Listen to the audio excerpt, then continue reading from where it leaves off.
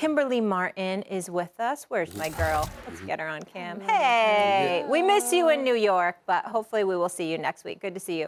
You know what, Kim, I'm going to start with you to change it up here a little bit. How far do you see Brady and the Bucs going?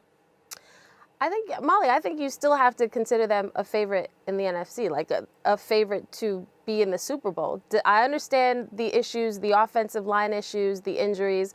Heck, I was concerned early in the week, and before I talked to people at the Bucs, they had to calm me down and talk me off a ledge, because it seems like there's always bad news happening and injuries coming out of there. But here's the thing, like, what more does Tom Brady have to do to convince people that he can handle whatever is thrown at him? Yes, people can say he's a statue. Yes, he's not mobile like that. He's not going to move around. But you know what? When you have offensive line issues, the quickest thing you do, get rid of that football really quickly. That'll keep you upright. That's number one. I don't understand why people doubt. Like, Mad Dog. Bringing Mad Dog on First Take. People, like, he's been in New York City radio forever, right?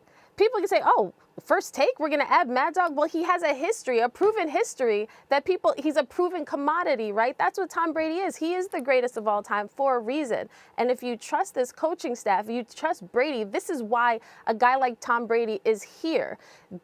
Players on this team have called him an omnipresent being. They talk about how things feel different when he is around. And there's a reason. I'm still reeling over Mad Dog comparing Aaron Rodgers and Jared Goff, but the reason that Aaron Rodgers isn't Tom Brady is because Tom Brady comes through whenever he's in these situations. So I think you can't discount. You can be concerned, but if the Bucs aren't concerned about it, I think we need to just chill a little bit. Yeah, I think we need to take a moment. Kimberly's just right. Take a moment, guys. You did compare. That did happen. Postseason. You did compare Aaron Rodgers. Okay, let's just take a moment. Let's marinate on that. Okay, we'll carry on.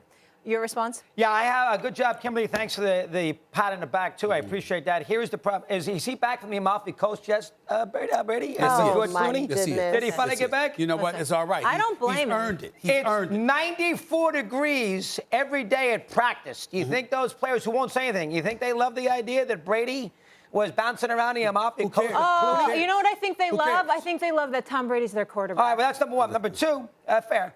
Doesn't Brady always tell you got to be 100% in, committed constantly? Was he committed in training camp? Yes, he was. How was he? He wasn't here for 2 weeks. Yes, he was, because he was working long before training camp started. Because he never stops. He just took a break. Players don't see that. He just took a break. Don't see that. Excuse me. He's had them there. He was working with them because they want to be on the team. You think it's a good look for Tom to bounce around the Amalfi Coast with Clooney for 2 weeks when it's 100 degrees in Tampa? I do. When they're practicing twice a week, twice a day? I actually think that it's a great idea. Well, I know it, but not to mention the fact that you got other people that were just jealous. They were wishing it was. They were like, damn, I wish that was me. That's what they were doing. All right, now. I think the Bucs, the bigger picture is I think the Bucs are going to have a lot of trouble. First off, I think Tom, and he's wonderful, but I think asking him to do again what he has done the last 2 years and retiring and then coming back, I think he bit off more than he can chew. So I think eventually he's going to have a bad year. That's the first thing. Second thing, they have 3 offensive starters they have to replace. No Gronkowski. Ben Rudolph's their tight end, and he loves throwing to the tight end. Ben Rudolph, who couldn't cut with the Giants, is their tight end. He's been awful in training camp. Number 2, the middle of their offensive line is a disaster. One guy retired. The center's out for the year. They got two good tackles. But the middle of that offensive line is a mess. And what is the key with Brady?